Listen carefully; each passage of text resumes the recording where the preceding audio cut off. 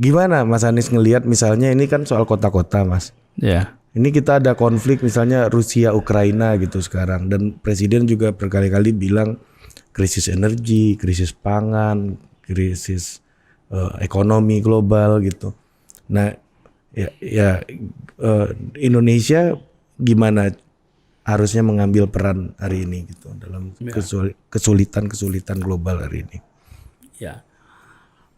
Gini, pertama soal PR domestik kita sendiri, itu juga harus kita siapkan bahwa ketergantungan kita pada energi-energi yang non-sustainable itu harus sudah mulai digeser menjadi penggunaan sumber-sumber energi yang berkelanjutan.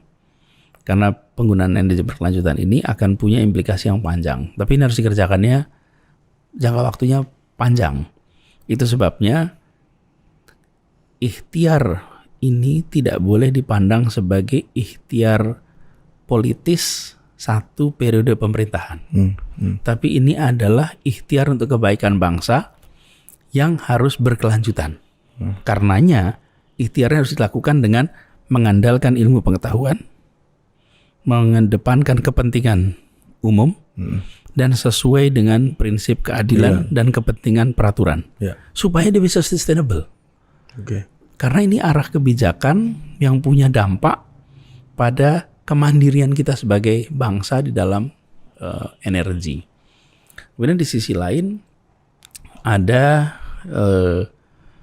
konstelasi global.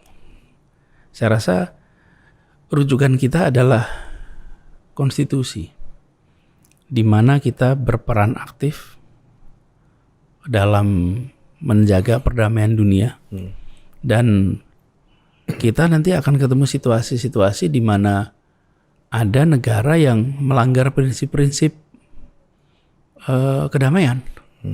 Ada itu, dan kalau ada begitu ya sampaikan, Anda teman saya, tapi Anda tidak berdamai.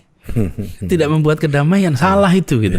Jangan sampai karena teman kemudian kita nggak mengingatkan. Jadi kita harus mengambil posisi sesuai dengan pegangan konstitusi kita. Dan kita juga kan tidak mau nanti kalau satu saat ada negara yang invasi ke kita, terus kita mau bilang apa kalau kita nggak pernah bilang tidak menentang invasi dimanapun. Jadi kita kita harus terus-menerus menggunakan apa yang ada di dalam pegangan konstitusi dan arah kebijakan yang bebas aktif kalau bahasa resminya. Tapi di sisi lain kita harus menegaskan sikap kita bahwa kita tidak mau mentolerir pelanggaran-pelanggaran prinsip hubungan antar negara.